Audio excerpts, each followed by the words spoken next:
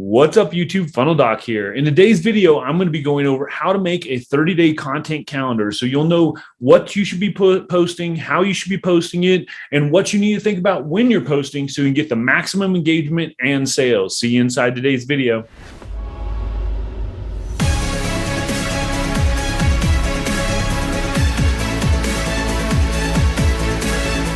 Some dude, Jeffrey M. Benek, he just got a Clickfunnels tattoo.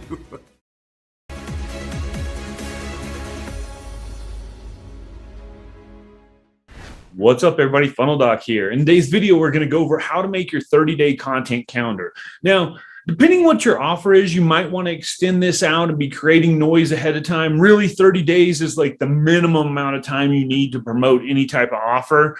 And I don't even like saying that because it's really not enough. But a lot of you guys and gals, this is going to be a lot in the first place. So I just want to give you a 30-day window to be able to look at what it would look like to build up enough noise to launch a product. So first thing we're going to think about is you're doing a 4-week cycle, and the last week is the sales week. Okay. So first thing you want to think about is your first week.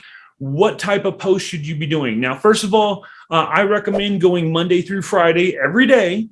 Don't do the weekends. I usually find there's not enough engagement worth there to be a post out there, and it can just seem like too much. So good news, you only got to do 5 days a week, not 7. So, hey, you're already winning out. So the next thing is your first week.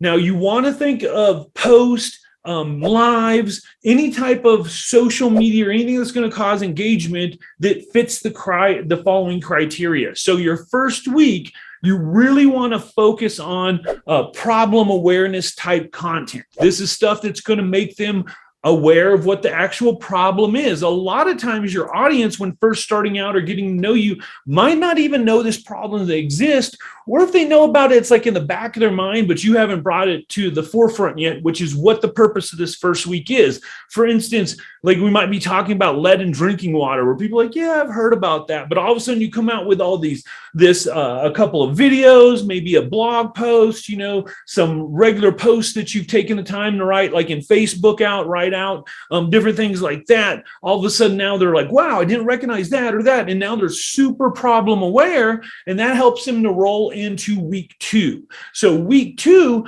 you really want to work on solution awareness at this point. So you really want to work on, now they know what the problem is, you want to start giving a 30,000 foot view over this 5-day period of different types of solution that of course relate to your problem, your product, but don't directly mention it yet. Okay. And that's week 2. Now, first of all, in week 1, when you're doing problem awareness, some of the things you might want to focus on is, like I said, blog posts. I would highly recommend when you're focusing on organic traffic, this is one of the number one things people overlook, is going in groups where your dream customer is. Too many of my coaching clients and people I work with, they'll be posting, they'll be doing everything, but it's in their own group, which is obviously already warm traffic to them, on their own page, which again is semi-warm traffic. And those are both important, but you got to go out and get new eyes. Realize, especially if you're on Facebook and you're doing this and you're doing like a Facebook profile funnel, you can check out other videos I've done to be able to know more about what a Facebook profile funnel is.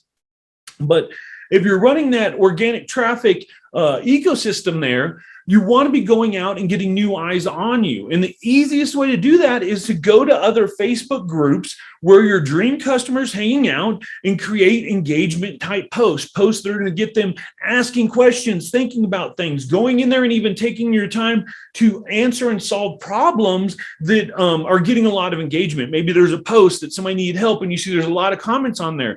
If you go in and drop this massive value bomb, everyone or a lot of people on that post will see that, or there's a good chance they'll see it, and you can get engagement that way.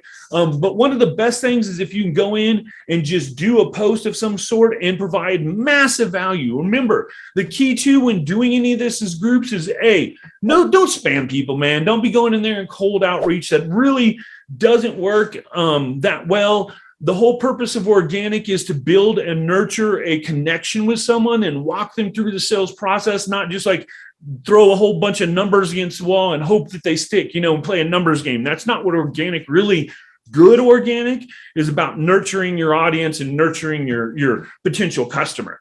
So going out and getting those people, getting those new eyes. So when you're doing this organic, this social media posting, you've actually got your dream customer in front of you. So go out, get in those group, engage. But again, be careful, because you have to walk that fine line of promotion where you're talking about value, and you give just enough that they'll want to come check you out, but yet not a direct call out or anything like that, because that's the fastest way that you'll get kicked out of groups. So again, that was problem aware, getting eyes on it. Week 2 is going to be solution aware. Week 3 is you're going to really go into testimonials, case studies, things like that, any type of demonstration on how your product is starting to be seen as the number one choice now that they know what the solution. So first week's problem, second week a solution, third week is starting to highlight your product, but not directly talking about it too much, but it's more of a 30,000 foot view of look at all the results these people, and oh, by the way, it happens to be with this. Not a direct sales call to action yet. Then going in your fourth week, which is your sales week, this is when you really light up the fire. Another thing I like to do sometimes is in third week, I'll be dropping hints. I'll be all this stuff that they're talking about, and you're talking about the solution, and you're talking about case studies. You might not even directly call it out, and you'll be like, hey, next week, if you'd like to find out how Janet was able to get this case study result and Tom was able to get this testimonial, you're going to want to find out next week, because I'm going to let you know. Realize when it comes to your neurotransmitter drugs and stuff that Facebook and everyone use, oxytocin is one of the strongest one that's very addictive, and the actual high from it comes more from the anticipation than the actual event. So talking about getting people excited about it, the actual release oxytocin, it'll get them excited and get them to move forward even more. So sometimes you want to tease stuff out in that third week. And then going in your fourth week, like I'm saying, this is your sales week. Your posts at this time need to be like launch posts, straight call to action. You know, everything before this has been hints and value, massive value. Remember, the more value you give, the more it positions you as an authority, and it shows people that you know what you're talking about. So that helps to get people interested in that fourth week. And then you're going to, like I said, be doing launch posts, two-step posts. I have other videos on exactly what each one of those are. But you want to be doing your emails, your SMS, hitting all your lists. You, of course, want to be doing this in the weeks prior, but on your final sales week, you want to be peppering your list in everything you can, getting as much noise out there as you can. It depends on what your offer is and how you're positioning, all types of other things we'll give in other videos for. But that's sort of a outline of how you want to be thinking about your content.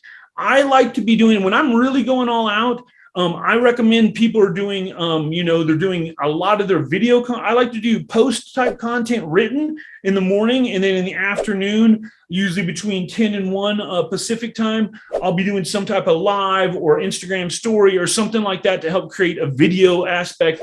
So you're hitting them multiple days, because realize some people might be on social media in the morning, that might not be in the evening, vice versa. It might seem like a lot to you, but right when you think that it's like too much, oh my gosh, these people have got to hate seeing me, is right when they're actually first starting to see you.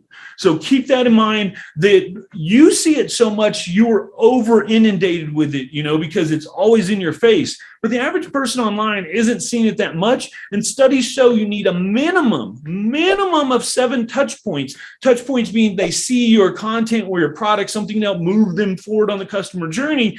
Minimum 7. I've talked to people doing Facebook ads in high dollars, millions of dollars in traffic, and they've said up to 21 they've tested now before they're getting conversion. But I'm sure that just depends on your niche. So think about that. It could be from 7 to 21 times they have to engage or see something of your product before they actually go, you know what? I think I need to buy that.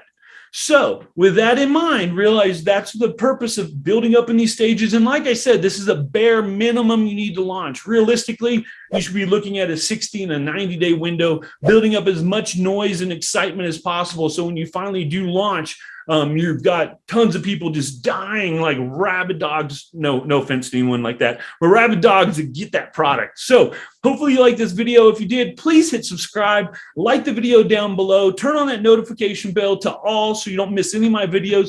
Also, go down, give me a couple comments. Let me know what you thought about it. Hopefully, you could have some suggestions on maybe other videos you'd like to see. I love doing these videos for you. Really, it fills me with joy every time I get a comment telling me how much someone enjoyed this video. So please let me know down below so I can keep making these videos for you. And like I said before, if there's anything specific that you want, let me know in the comments and I'll probably make that for you below before you know it. So anyway, thanks so much for watching this video. Have an amazing day, and Funnel Doc out.